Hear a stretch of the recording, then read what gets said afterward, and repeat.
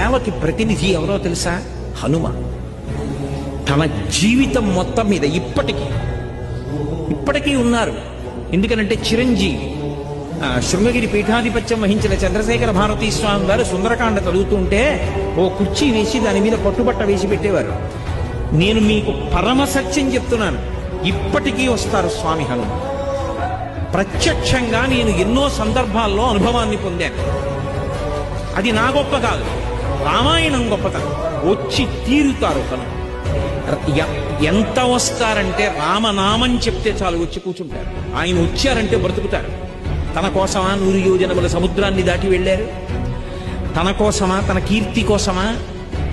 పరులకు ఉపకారం చెయ్యడం తప్ప తన జీవితంలో తన కోసము అని తానొక పని చేసుకున్నారు హనుమ అని ఆయన జీవితం మొత్తం మీద నాకు చూపించండి. జీవితం మొత్తం మీద తన కొరకు అన్నది ఒక్కటి చేసుకోలేదు.